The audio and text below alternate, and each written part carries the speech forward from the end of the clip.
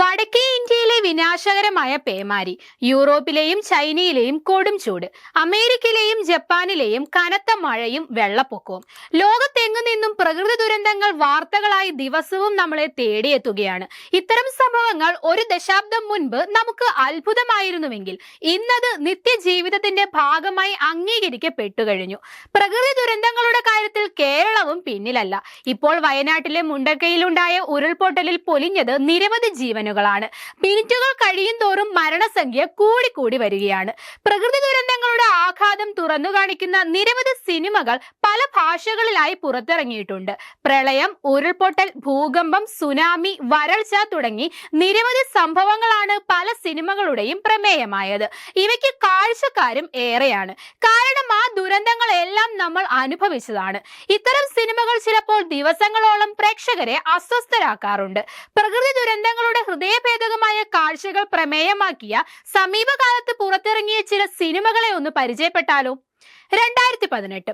പ്രത്യേകിച്ച് ആമുഖമൊന്നും ആവശ്യമില്ലാത്ത ചിത്രമാണ് 2018. കേരളത്തെ നടുക്കിയ 2018 പ്രളയത്തെ ആസ്പദമാക്കി ജൂഡ് ആന്റണി ജോസഫ് സംവിധാനം ചെയ്ത ചിത്രമായിരുന്നു ഇത്. ലാൽ, ടൊവിനോ തോമസ്, ആസിഫ് അലി, നരേൻ, തൻവീർ റാം തുടങ്ങി വൻ താരനിരയാണ് ചിത്രത്തിൽ അണിനിരന്നത്. ഒരേ സമയം മികച്ച പ്രേക്ഷക സ്വീകാര്യതയും നിരൂപക പ്രശംസയും ചിത്രം നേടിയിരുന്നു. മലയൻ കുഞ്ഞ് ഉരുൾപൊട്ടലിന്റെ ഭീകരത തുറന്നു കാണിച്ച ചിത്രമായിരുന്നു ഫഹദ് ഫാസിൽ നായകനായി എത്തിയ മലയൻ കുഞ്ഞ്. സജിമോൻ പ്രഭാകർ ആയിരുന്നു ചിത്രത്തിന്റെ സംവിധാനം.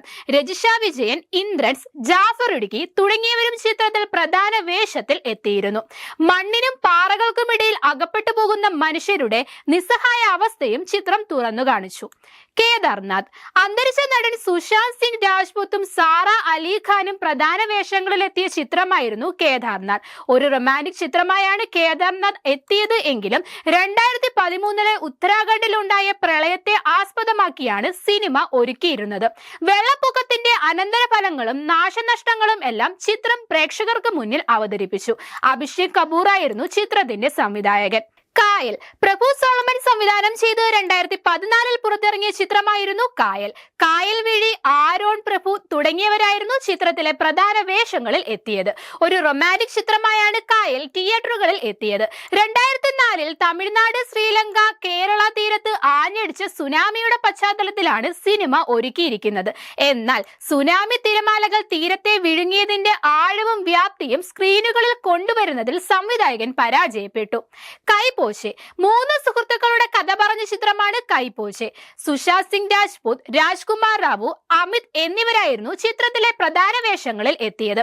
2001 ഗുജറാത്ത് ഭൂകമ്പത്തെയാണ് ചിത്രം അവതരിപ്പിച്ചത്. ചിത്രത്തിലെ വളരെ വൈകാരികമായ രംഗങ്ങളിൽ ഒന്നുകൂടിയായിരുന്നു ഇത്. അഭിഷേക് കപൂർ ആയിരുന്നു ചിത്രത്തിന്റെ സംവിധായകൻ. പുറപ്പാട് 1990 ജെസി സംവിധാനം ചെയ്ത ചിത്രത്തിൽ മമ്മൂട്ടി, മുരളി, പാർവതി, സുമലത തുടങ്ങി വൻ താരനിര അണിനിരന്നിരുന്നു. ഒരു ഗ്രാമത്തെ മുഴുവൻ വെള്ളപ്പൊക്കം ബാധിക്കുന്നതിനെ കുറിച്ചും ചിത്രം അവതരിപ്പിച്ചിരുന്നു. ജോൺ പോൾ ആയിരുന്നു ചിത്രത്തിന്റെ കഥയൊരുക്കിയത്.